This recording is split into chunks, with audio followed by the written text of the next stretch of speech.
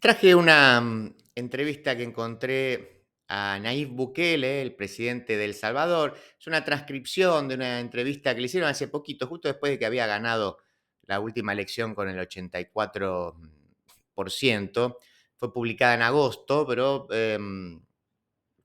es de fines de junio la entrevista. Me pareció interesante, es muy larga, así que yo la recorté. Si les interesa, seguramente la van a poder encontrar de una u otra manera, sea en video, sea en alguna transcripción, en internet. Pero me parece que, por lo menos en esta selección, están los elementos que me resultan más interesantes como experiencia para comprender este fenómeno Bukele. La entrevista la hace la revista Time. ¿M? Así que es una revista prestigiosa, por cierto. Comienza así, en el recorte que hemos hecho, por lo menos. Dice, como esto es para un perfil, le dice el periodista, dice, me interesa entender un poco su evolución política, porque su familia estaba conectada a la izquierda salvadoreña. Dice, en 2012 dijo que era parte de la izquierda radical. Ahora de afuera se considera usted que es más de la derecha y la mayoría de sus aliados en Estados Unidos son de la derecha. Dice, si usted la tuviera que definir para el mundo de afuera, ¿cómo definiría su política? Le preguntan a Bukele. Y él dice, sí, dice, definitivamente yo no me considero ni de izquierda ni de derecha. Esa es una división que se hizo después de la Revolución Francesa. Básicamente es tan básica o tan absurda como decir, bueno, los que defendían los ideales más revolucionarios se sentaron a la izquierda del hemiciclo y los que defendían los ideales más monárquicos se sentaron a la derecha del hemiciclo y se les llamó la izquierda y la derecha. Desde entonces todos los países se han definido por esa distribución de asientos que se hizo en Francia. Lo cual para mí tuvo algún sentido alguna vez, por supuesto. Uno va aprendiendo y entendiendo las cosas mejor, pero para mí ya no tiene ningún sentido una división nacida en la Revolución Francesa, ni siquiera es sumamente clásica para decir es que viene de la civilización humana, pero ni tampoco es suficientemente moderna para decir está vigente. Para mí es una definición arcaica que ni siquiera es lo suficientemente vieja para ser clásica. No tiene ningún sentido definirse entonces entre izquierda y derecha. Además, sí, yo tengo muchos amigos en la derecha, tal vez actualmente tenemos más apoyo en sectores de la derecha que de la izquierda, pero yo creería que más bien porque nosotros seamos del uno o del otro, porque yo no me considero de ninguno, de ambos, ni nuestras políticas de gobierno las hacemos pensando en esto va hacia la derecha o esto va hacia la izquierda. Creo que porque por algunas coincidencias, sobre todo porque a mi parecer y alguien que estuvo en izquierda en algún momento, digo, para mi parecer, si quisiera hacer un análisis desde afuera, a mí ya no me interesan esas definiciones, pero sí quisiera hacer un análisis desde afuera, la izquierda perdió el rumbo mundialmente, ¿no? Incluso no tienen referentes, no hay exponentes. Si yo estuviera en ese campo, diría, tenemos una crisis seria de identidad y tenemos que hacer algo rápido antes de que perdamos todos los cargos de elección popular, porque la gente no ve ningún rumbo en la izquierda. La derecha, con sus anacronismos y todo, pero al menos está planteando un rumbo. Eso no lo digo yo, se lo dicen los estudiosos de la izquierda y lo dice mucha gente. Dicen en la revista Time, dice, en su toma de posesión usted dijo que sería la primera vez que en un país existe un partido único en un sistema plenamente democrático y que toda oposición quedó pulverizada. ¿A usted le parece que es posible tener un país democrático con un partido único y sin oposición o una oposición bastante disminuida? Bukele dice, sí, claro. Lo que sucede es que en un partido único impuesto no es compatible con la democracia eso. Dice, ¿qué puede escogerse si solo hay un partido? Habrá otros que lo defenderán y tendrán sus puntos. Yo creo que un partido único impuesto por legislación no es compatible con la democracia, pero cuando hay un partido hegemónico, como es el caso nuestro, tal vez la referencia que tú hiciste fue al discurso de victoria el día de las elecciones, la definición correcta sería partido hegemónico, muy hegemónico. Tenemos el 90% de las sillas en el Congreso y el 95% con los aliados. La oposición tiene el 5%, 3 diputados de 60. Es un partido sumamente hegemónico, casi único, pero la diferencia es que ha sido 100% democrático. No solo porque tuvimos elecciones, porque he escuchado también gente que dice, el hecho de que haya elecciones no garantiza que sea democracia. Sí, claro, pero en el caso nuestro sí. Es decir, venimos como un Tribunal Supremo Electoral, que es un tribunal electoral controlado por la oposición, es el mismo tribunal que controló la elección anterior de 2021, cuando la oposición tenía los cortes, la asamblea, la fiscalía, el Tribunal Supremo Electoral y todas las instituciones del Estado, que nosotros solo teníamos el Ejecutivo. Eso está muy bien documentado, tuvimos pleitos fuertes y todo, y obviamente porque no estábamos del mismo lado. El país estaba totalmente controlado por la oposición, a excepción de la presidencia y el orden ejecutivo. Con ese tribunal nosotros arrasamos en las elecciones del 2021, sacamos, si no me equivoco, el 70% de los votos, dice Bukele.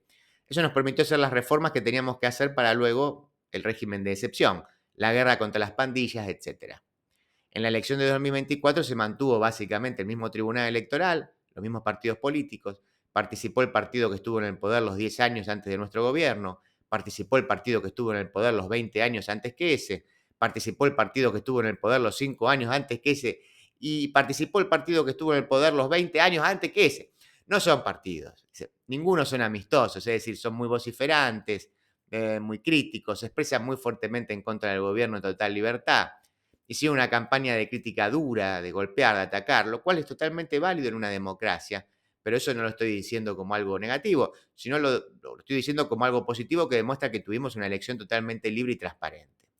Incluso los observadores internacionales que teníamos, no recuerdo exactamente cuántos, pero más de 3.000 observadores internacionales aquí en el terreno, aparte de las organizaciones, pero organizaciones como la Unión Europea, como la OEA, que son las que más vigilan las elecciones, todos han dicho que el resultado de la elección ¿sí? fue correcto, con sus peros. Hay algunos problemas en la transcripción, pues a veces notan que dudo o me equivoco, trato de reformular mientras leo. Le dijeron, finalmente, después de todo, podemos garantizar que el resultado de la elección refleja el sentir y la decisión del pueblo salvadoreño. Eso no lo dije yo, dice, lo dijo la Unión Europea. Sí, dice ahí el periodista, eso creo que nadie lo está negando. Y Bukele dice, correcto, incluso yo unos meses antes, cuando tuvimos la inauguración de unos Juegos Deportivos Centroamericanos y del Caribe aquí en El Salvador, vinieron bastantes medios, yo les decía, no crean lo que yo les digo, porque obviamente yo voy a hablar bien de nosotros, del gobierno, pero ustedes ya están acá, ya tienen sus cámaras acá, ya pagaron sus boletos de avión, ya tienen sus cuartos de hotel, ya tienen su internet, ya tienen todo, la gente, los fotógrafos, las cámaras de video. Vayan a las calles, pregúntenle a la gente y no vayan a los lugares. Sí, se vayan ahí, pero no tienen que ir solo a los lugares más públicos o más grandes donde el gobierno pudiera tener alguna incidencia o algo. No, métanse a cualquier lugar. Están seguros que pueden entrar a cualquier pasaje oscuro, no hay problema. En una comunidad pueden meterse en una comunidad rural que no haya ni siquiera mucha gente, que de repente se oye un perro ladrando por allá, no importa. Vayan a cualquier lugar, pregúntenle a la gente. Va a ser muy raro que encuentren una opinión negativa en la población. Todavía, dice, vino alguien y me dijo después, ha de ser porque la dictadura es tan fuerte que la gente tiene miedo de hablar en contra. Yo le dije, no es así, pero poniéndome en tus zapatos y pensando que pudiera ser así. Bueno, nosotros sacamos en la elección aquí en El Salvador, sacamos el 85% de los votos, es decir, el 15% no vota por nosotros. El voto en el exterior, que fue muy grande en comparación a cualquier país del mundo, mucho más en porcentaje que cualquier otro país del mundo, hubo mucha afluencia. Dice, en el exterior sacamos el 98.7% de los votos. Casi el 99% de los salvadoreños en el exterior que votaron en masa votaron 700.000 salvadoreños, que para el padrón electoral salvadoreño es muchísimo. Para la población de El Salvador eso es muchísimo. Sacamos el 98.7% de los votos. Yo lo que les decía, si la dictadura es la que hace que la gente nos apoye, ¿cómo hacemos para llevar la dictadura a Nueva York, a Washington, a Los Ángeles, a Boston, a Houston, a Miami, a todos los lugares donde teníamos, en Madrid, en Australia, en Milán? ¿Cómo hicimos para llevar la dictadura a todos los centros de votación del mundo? Incluso tuvimos un problema el día de la elección porque cerraron las urnas a las 6 p.m., algo así. La ley electoral salvadoreña dice que no se puedan cerrar hasta que la última persona que esté en la fila haya votado, pero el Tribunal Supremo Electoral cerró los comicios antes. Los de aquí no, pero los de afuera los cerró a esa hora y mucha gente se quedó afuera. Estuvieron esperando en el frío, en la nieve, la gente empezó a reclamar. Ahí están los videos en redes sociales, la gente reclamando, déjenos entrar. Hay medios en Estados Unidos que llegaron a entrevistarlos. Básicamente sabemos que el 98 y pico, pero ahí se miraba como el 100 de la gente nos apoyaba. ¿Cómo hacemos para llevar la dictadura a estas grandes ciudades en el mundo y a todos los países, ¿no?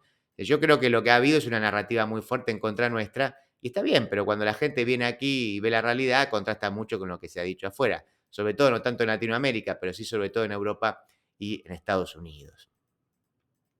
Voy a saltar un poquito esta entrevista que Time le hizo a Bukele hace apenas algunos meses, a mediados del 2024.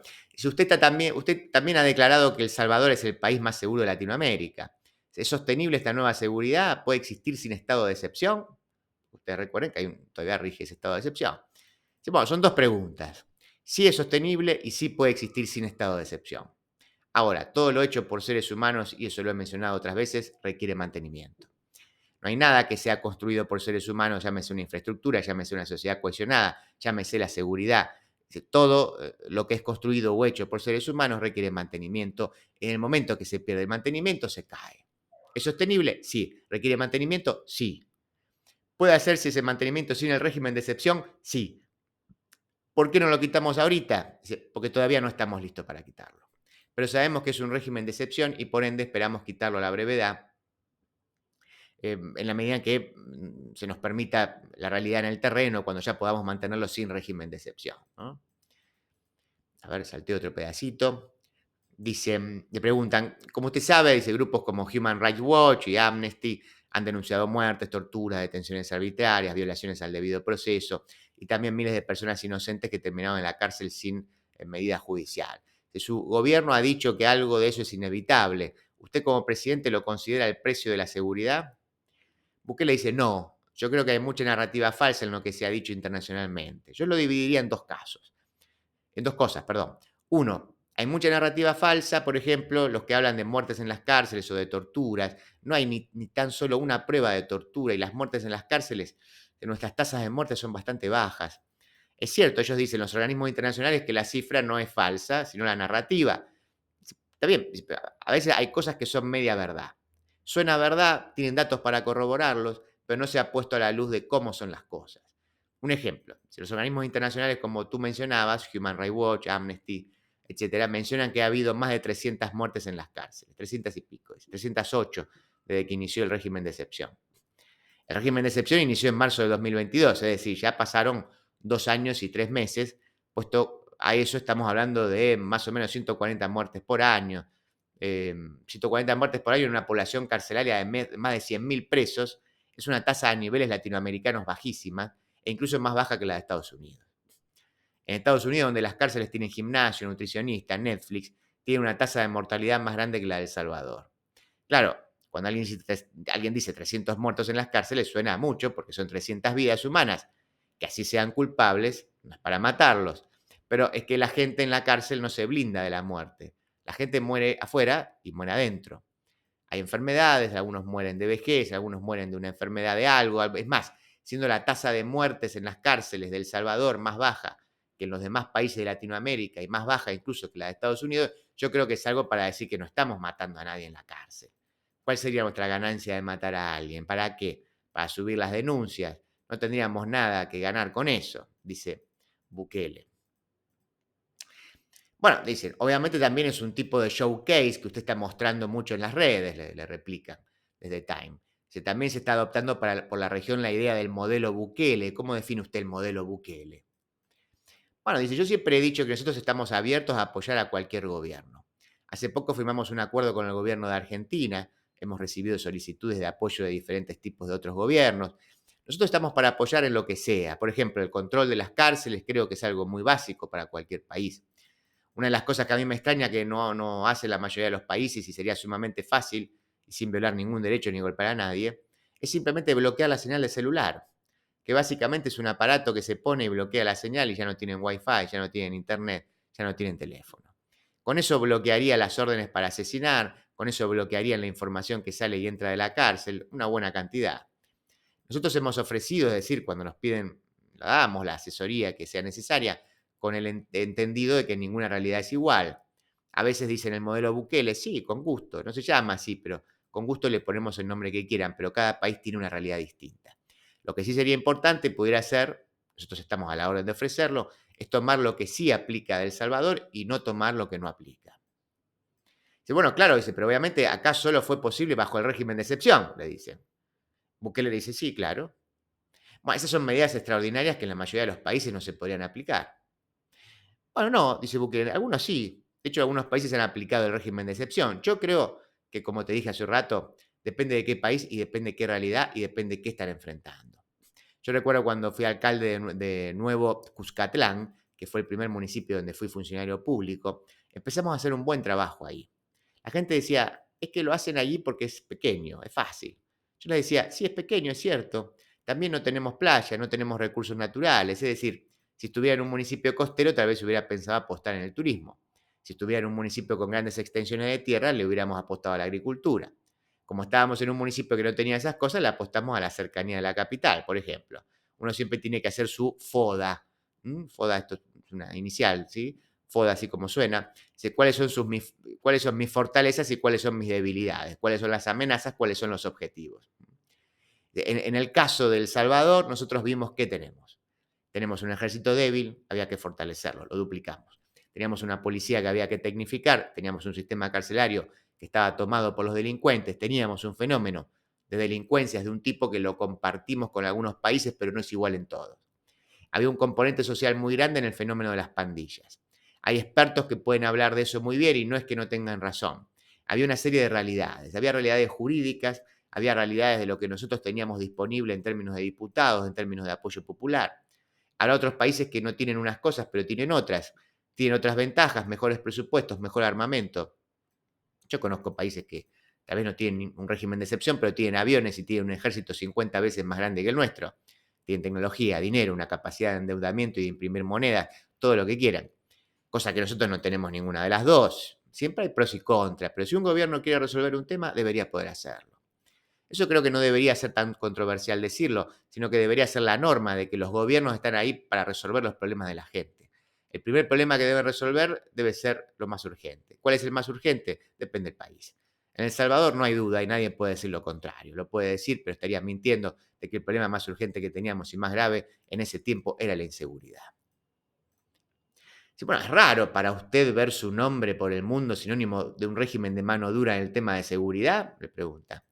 Bukele dice, sí, yo nunca esperaba ser el referente de la mano dura. Yo siempre he pensado que las sociedades avanzan porque hay un tratamiento integral en los problemas. Es decir, yo sé y nunca he estado en contra de eso, de hecho, lo he dicho, que la delincuencia nace por un montón de factores, generalmente sociales. En el caso de El Salvador teníamos problemas de falta de oportunidades, un problema de destrucción del tejido social.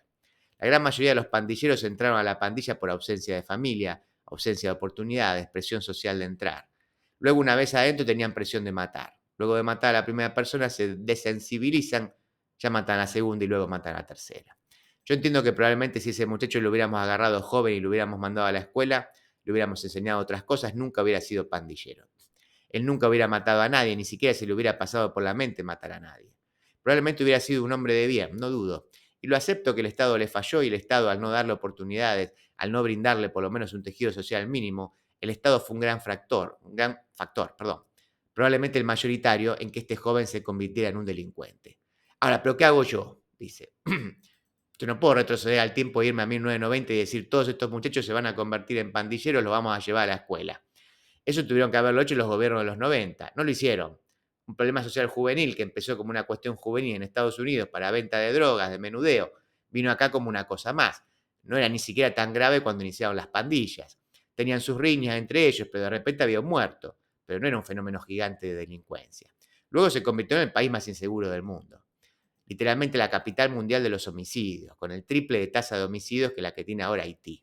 Haití, que es considerado un estado fallido. El Salvador tenía el triple de esa tasa de homicidios por cada 100.000 habitantes. Yo entiendo que el Estado le falló, yo entiendo que no debió haber sido así, pero ya este criminal que mató 10 personas, violó a 20 mujeres, cortó 8 cabezas, ya no se va a poder reintegrar a la sociedad, está enfermo. Nosotros nos los metemos a la cárcel para castigarlo, nosotros los metemos a la cárcel para sacarlo de la calle. Él no puede estar en las calles, él no puede estar en la comunidad asediando a sus vecinos. Lo agarramos y lo sacamos de la sociedad y lo metemos en una celda. Es el fin más feliz para una sociedad, pero lastimosamente así fue. Es como que alguien que tomaba mucho alcohol se dañó el hígado y luego le diga al doctor, mire, yo no le voy a operar el hígado porque su problema es de alcohol. Así que retroceda el tiempo, no tome nada y su hígado va a estar bien. Ni modo. Si tiene que hacerle un trasplante o hacer lo que sea. Nosotros tuvimos que entrar con una solución curativa. Si hay algún país que pueda hacerlo antes con soluciones preventivas, creo que es más noble, sería mejor, tendrá resultados más perdurables, sería loable y qué bueno que lo puedan hacer. Nosotros no lo podíamos hacer.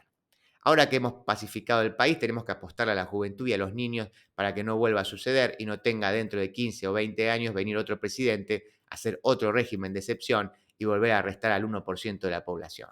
Ojalá no sea necesario en un futuro y hayamos sentado las bases para tener una sociedad pacífica como la tienen algunas sociedades desarrolladas, que no es por su sistema carcelario o por su política punitiva, sino porque la sociedad funciona.